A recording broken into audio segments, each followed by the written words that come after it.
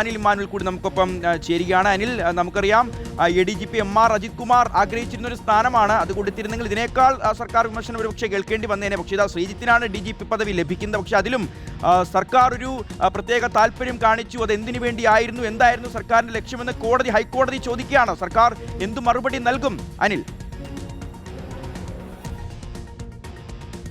ഷിഹാസ്, ഇത് അത്യപൂർവമായ ഒരു സ്ഥിതിവിശേഷമാണ്. നമുക്കറിയാവുന്ന ഈ അടുത്ത കാലത്ത് എങ്ങും ഇങ്ങനെയൊരു സംസ്ഥാനത്തിന്റെ ആഭ്യന്തര വകുപ്പിന്റെ ഇത്ര ഉന്നതരായ ഉദ്യോഗസ്ഥർ പ്രതിസ്ഥാനത്ത് വരുന്ന അല്ലെ ആരോപണ വിധേയരാകുന്ന ഒരു വിഷയം ഉണ്ടായിട്ടില്ല എന്ന് തന്നെ പറയണം. അതുകൊണ്ട് തന്നെ സർക്കാർ ഇതിൽ വളരെ കാൽക്കുലേറ്റഡ് ആണ് എന്ന് നമ്മൾ കാണണം. അത് എങ്ങനെയാണ് വിശദീകരിക്കാൻ പോകുന്നത് നമുക്കിപ്പോൾ പറയാൻ കഴിയില്ല. പക്ഷേ ഒരു കാര്യമുണ്ട്, ഇത് ഇങ്ങനെ ചോദ്യം വരും എന്ന് കൃത്യമായി അറിയാമായിരുന്നു. കാരണം ഈ വിഷയത്തിൽ നമ്മൾ നോക്കിയാൽ ഇത് ഈ പോലീസിലേക്ക് രണ്ടുപേരുടെ നിയമിച്ചതുമായി ബന്ധപ്പെട്ട വിവാദമാണ്. ഇതിനകത്ത് മുൻ ആഭ്യന്തര വകുപ്പ് സെക്രട്ടറി, അതായത് ഇപ്പോഴത്തെ ചീഫ് സെക്രട്ടറി, കൂടാതെ പോലീസ് ചീഫായ രമത ചന്ദ്രശേഖർ, ഹെഡ്ക്വാർട്ടേഴ്സ് ADGP ആയിരുന്ന S ശ്രീജിത്ത് എന്നിങ്ങനെ 3 പേരാണ് ഇതിൽ പ്രതിസ്ഥാനത്ത് വന്നിരിക്കുന്നത്.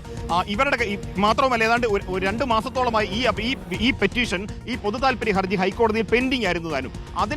അതുകൊണ്ട് തന്നെ ഈ കാര്യത്തിൽ ഒരു അന്വേഷണത്തിന് വിജിലൻസ് മുൻപ് തന്നെ ഇക്കാര്യത്തിൽ ഇവർക്കെതിരെ അന്വേഷണത്തിന് ആഭ്യന്തര വകുപ്പിനാണ് ആവശ്യപ്പെട്ടിട്ടുണ്ട്. അത് നൽകാത്തത് എന്താണെന്ന് കോടതി പലതവണ ചോദിച്ചിരുന്നു. കഴിഞ്ഞ തവണ ഇത് പരിഗണിച്ചു, 2 ആഴ്ചയ്ക്ക് മുമ്പ് പരിഗണിച്ചപ്പോഴും കോടതി ചോദിച്ചിരുന്നു എന്തുകൊണ്ടാണ് ഇത് പരിഗണിക്കാത്തത്. അപ്പോൾ ഇത് പരിഗണിക്കുന്നുണ്ട്, 2 ആഴ്ച കൂടെ സമയം നീട്ടി വേണമെന്ന് പറഞ്ഞു. ആ 2 ആഴ്ച സമയം നീട്ടി ചോദിച്ചത് ഇപ്പോൾ ഇതിനു വേണ്ടിയായിരുന്നു എന്ന് കോടതിക്ക് വളരെ വ്യക്തമായി മനസ്സിലായിരിക്കുന്നു. അതായത് കോടതി വീണ്ടും ഈ വിഷയം പരിഗണിച്ച് ഒരു ഉത്തരവിലേക്ക്, ഒരു വിജിലൻസ് അന്വേഷണത്തിലുള്ള ഉത്തരവിലേക്ക് പോകുന്നതിന് മുൻപ് S ശ്രീജിത്തിനെ പ്രൊമോട്ട് ചെയ്യുക എന്നുള്ളതായിരുന്നു ഉദ്ദേശം എന്നുള്ളതാണ് കോടതി മനസ്സിലാക്കുന്നത് എന്നാണ് നമുക്ക് ഈ വാദങ്ങൾ ഈ ദിവസങ്ങളിലെല്ലാം ഉള്ള വാദങ്ങൾ കേൾക്കുമ്പോൾ നമുക്ക് മനസ്സിലാവും. അതുകൊണ്ട് തന്നെയാണ് കോടതി ഇപ്പോൾ കർശനമായി പറഞ്ഞിരിക്കുന്നത് ഇനി സമയം കൂടുതൽ നീട്ടി അനുവദിക്കാനാവില്ല.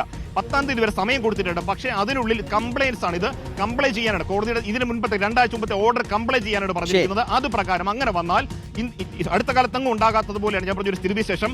സംസ്ഥാനത്തെ ചീഫ് സെക്രട്ടറി, സംസ്ഥാന പോലീസ് മേധാവി, മുതിർന്ന DGP റാങ്കിലുള്ള മറ്റൊരു ഉദ്യോഗസ്ഥർ, ഈ 3 പേര് പ്രതിസ്ഥാനത്ത് വന്നിട്ടുള്ള ഒരു വിജിലൻസ് എൻക്വയറി, വിജിലൻസ് കേസ് അല്ലെങ്കിൽ പോലും ഇവരുടെ പ്രൊമോഷനെ ഇപ്പോൾ S ശ്രീജിത്ത് നൽകിയിരിക്കുന്ന പ്രൊമോഷനെ തന്നെ ബാധിക്കാവുന്ന തരത്തിലുള്ള സ്ഥിതിവിശേഷത്തിലേക്കാണ് കാര്യങ്ങൾ എത്തുക എന്നുള്ളത് ഉറപ്പായിരിക്കുന്നു.